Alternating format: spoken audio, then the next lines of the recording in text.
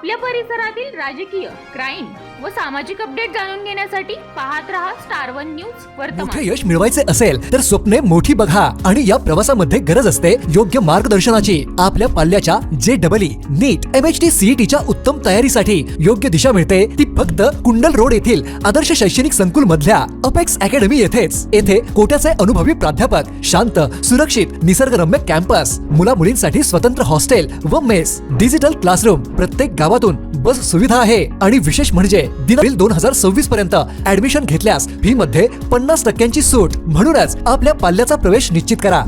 सांगली जिल्ह्यातील मातंग समाजाचा एल्गार आरक्षण उपवर्गीकरण लोकशाहीर अण्णाभाऊ साठे यांच्या पुतळ्याचे सुशोभीकरणासह पुतळ्याची जागा कायम करावी यासाठी हिंदू मातंग समाजाची महत्त्वाची बैठक मातंग समाजाचे ज्येष्ठ नेते संदीप तात्या ठोंबरे यांच्या अध्यक्षतेखाली सांगली येथील शासकीय विश्रामगृहामध्ये संपन्न झाली।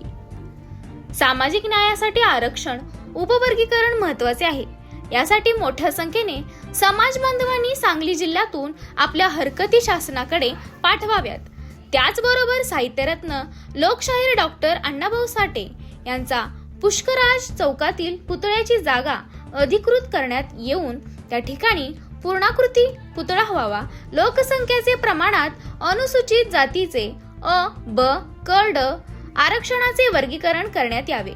तसेच जिल्ह्यात लवकरच एक मातंग समाजाचा महामेळावा घेण्याविषयी चर्चा करण्यात आली। यावेळी प्रशासनाला वारंवार पत्र देऊन पाठपुरावा करून देखील अण्णाभाऊंच्या पुतळ्याकडे प्रशासनाकडून दुर्लक्ष होत आहे। या बाबतीत 2 एप्रिल रोजी सांगली जिल्हाधिकारी यांना समाजाच्या वतीने लेखी पत्र दिले होते। यावेळी 20 एप्रिल पर्यंत ठोस निर्णय घ्यावा अन्यथा आंदोलनाचा इशारा देण्यात आला होता। परंतु मुदत संपूनही प्रशासनाने कोणतेही पाऊल उचलले नसल्याने सोमवार दिनांक 20 एप्रिल पासून पुष्कराज चौकातील लोकशाही अण्णाभाऊ साठे यांच्या पुतळ्यासमोर मातंग समाजाच्या वतीने आंदोलन करण्यात येत आहे। सदर बैठकीची प्रस्तावना प्रशांत सदामते यांनी केली। सदर बैठक ही माननीय संदीप तात्या ठोंबरे यांच्या अध्यक्षतेखाली पार पडली। यावेळी मातंग समाजाचे मार्गदर्शक माननीय कुलदीप देवकुळे, माननीय अभिमन्यू भोसले, माननीय आकाश तिवडे, माननीय अनिल सदामते, माननीय मनोज सदामते, माननीय संजय लोखंडे, माननीय रावसाहेब सदामते, जितेंद्र हेगडे, सदाशिव कांबळे, विशाल साबळे, प्रमोद भोसले, पत्रकार दिलीप गायकवाड, मास्टर सयाजी सकट आदी बांधव मोठ्या संख्येने उपस्थित होते। सांगली, मिरज आणि कुपवाड महापालिकेच्या स्वीकृत नगरसेवक पदी निवड झालेले मातंग समाजाचे नवनिर्वाचित स्वीकृत नगरसेवक माननीय अशोक मासाळे यांचा सांगली जिल्हा मातंग समाजाच्या वतीने सत्कार करून पुढील वाटचालीस शुभेच्छा दिल्या। प्रतिनिधी प्रीती गायकवाड। करण्याचं कारण आपल्या सगळ्यांना माहिती आहे की दुसरी बैठक आपली होती। पाठीमागच्या बैठकीला चांगला प्रतिसाद होता, प्रचंड प्रतिसाद होता। आज अक्षय तृतीया असल्यामुळं, सणाचा दिवस असल्यामुळं काही आपल्या समाज बांधवांना एकत्रित पोहोचता आलं नसेल, परंतु त्याची दुसरी एक बाजू आहे। काही समाजातील भांडगुळ आणि डबल ढोलकी ज्यांना आपण म्हणू, अशा नालायकांनी, हरामखोरांनी आजची बैठक कॅन्सल झाली म्हणून असा एक मेसेज फिरवला सगळीकडे। तर त्यांचा या बैठकीच्या निमित्तानं आपण सगळ्यांनी जाहीर केली। आपल्याला काम करत असताना एक आता मर्यादा आणि आपल्याला बाउंड्री तयार करावी लागेल आणि त्याशिवाय आपल्याला पुढे जाता येणार नाही। मी पहिल्यापासून तेच सांगायला लागलोय, आपण शिस्त पाळत नाहीये, आपण कुठला प्रोटोकॉल पाळत नाहीये, आपल्याला वेळेची कुठलीही बंधनं नाही आहेत, त्यामुळं आपण पाठीमागे आहोत। त्यामुळं आपण जास्तीत जास्त शिस्त पाळण्याचा प्रयत्न करूया, आपण स्वतःमध्ये बदल घडवूया, काहीतरी बंधनं आपल्या स्वतःमध्ये आपण तयार करूया, जेणेकरून काय होईल की इथून पुढच्या काळात तरी आपण त्याच्यावरती काम करू शकतोय आणि त्या पद्धतीने आपण पुढे जाऊ शकतोय। आजची बैठक घेण्याचं कारण असं आहे की पाठीमागच्या बैठकीमध्ये आपले 2 विषय ठरले होते की आता अध्यक्ष महोदयांच्या परवानगीने बोलतोय, या ठिकाणी प्रस्तावना करतोय। 2 आपली या ठिकाणी मुद्दे ठरले होते की एक साहित्यरत्न लोकशाहीर अण्णाभाऊ साठे यांचा जो पुष्कराज चौकामध्ये जो पुतळा आहे, तर तो पुतळा अजूनही अधिकृत नाही. त्या पुतळ्याची जी जागा आहे, तो परिसर जो आहे तो सार्वजनिक बांधकाम विभाग मिरज यांच्या अखत्यारीत आहे. आणि त्यांनी फक्त पत्र दिलेलं आहे की महापालिकेला की सुशोभीकरण तिथं करावं. जरी सुशोभीकरण जरी केलं तर त्या ठिकाणी जिल्ह्याच्या प्रोटोकॉलनुसार ती जयंती होत नाही, म्हणजे तिथं कलेक्टर येऊ शकत नाही, ते शासकीय अधिकारी कुठले येऊ शकत नाही. त्यामुळे त्या जयंतीला जे मूर्त रूप पाहिजे ते मिळत नाहीये. त्यामुळे काय होतं की आपण थोडे बहुत समाज बांधव त्या ठिकाणी जातो, स्टेज मारतो, काही कार्यक्रम घेतो, जयंती साजरी करतो आणि आपण सगळेजण निघून जातो. पण जे आता बाबासाहेबांची जयंती होते, छत्रपती शिवाजी महाराजांच्या जयंती होतात, त्या ठिकाणी अनेक मोठे मोठे अधिकारी जात आहेत, आमदार जातात, खासदार जातात, लोकप्रतिनिधी जातात. त्या जयंत्या उठवदार होतात. तशी आपली जयंती उठवदार होत नाही किंवा त्या पद्धतीने होत नाही. त्याचं कारण आहे की ती जागा अजून अधिकृत नाही. अलग लक्षात.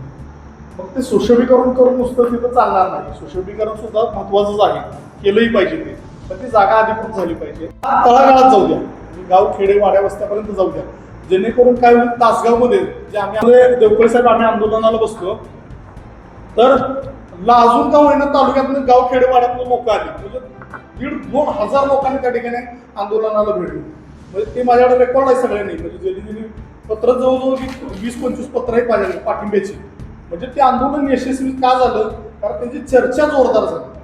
तसं आपण जे काय आंदोलन करणार आहे त्या पुतळ्यासाठी, तर त्याची चर्चा जोरदार होऊ द्या आणि लोकांच्या पर्यंत जाऊ द्या आंदोलन, की बाबा इथल्या लोकप्रतिनिधींना सुद्धा कळू द्या की मातंग समाज सुद्धा आहे आणि त्यांच्या सुद्धा काहीतरी मागणी आहेत आणि त्यांच्या मागणीची आपण कुठेतरी दखल घेतली पाहिजे.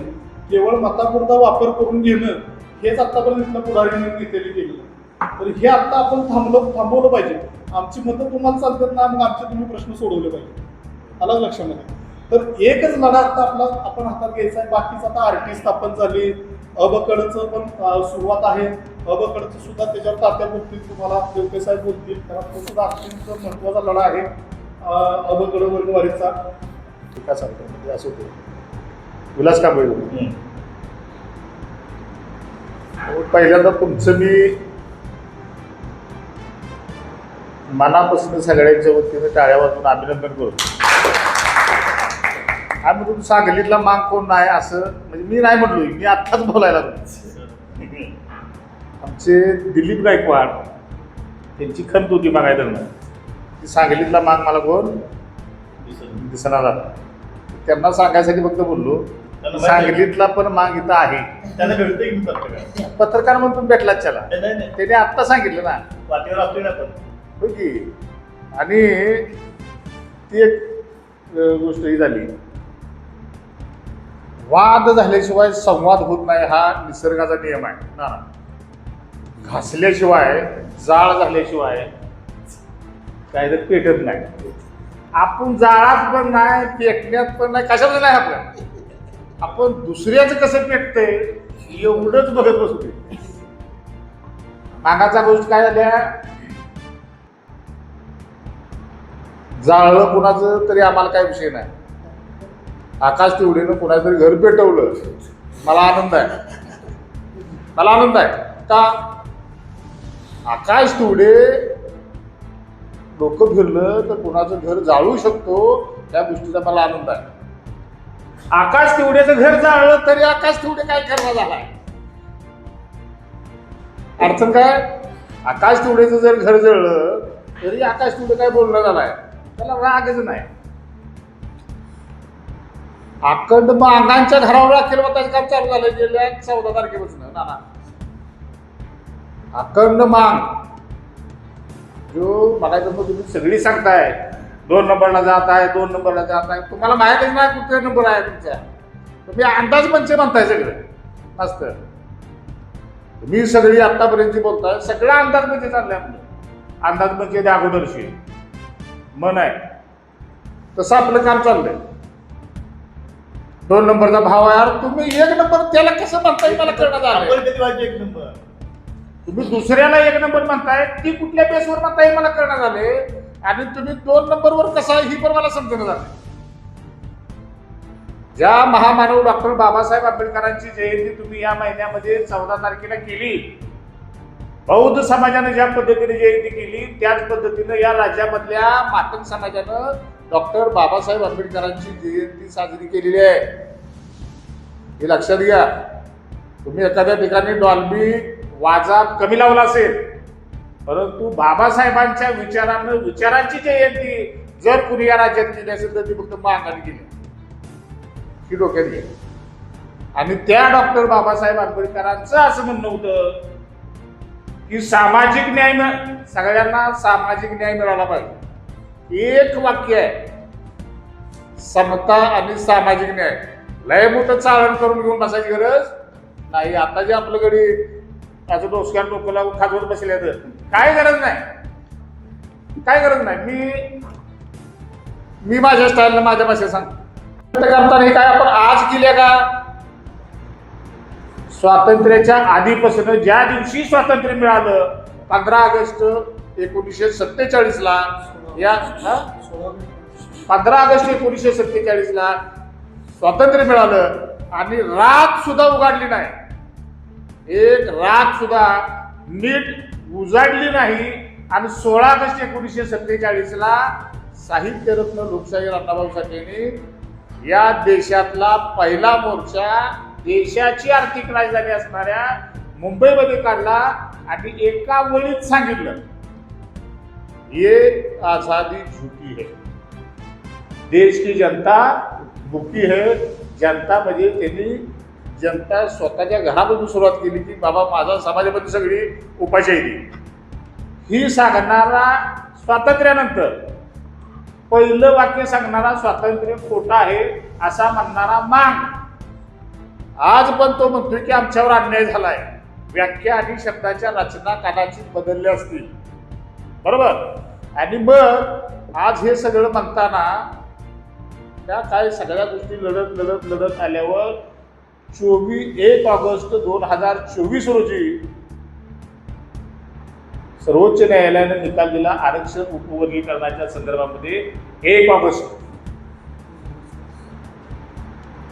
बाबा उपवर्गीकरण त्या राज्यांनी लागू करावं, बरोबर. आणि मग महाराष्ट्र शासनाची ही जबाबदारी होती की आरक्षणाचं उपवर्गीकरण झालं पाहिजे, अबकड वर्गीकरण झालं पाहिजे. त्याच्यासाठी अनेक नेते अनेक चळवळी या संदर्भामध्ये वेगवेगळ्या ठिकाणी वेगवेगळ्या राज्यांच्या मध्ये काम करत होत्या.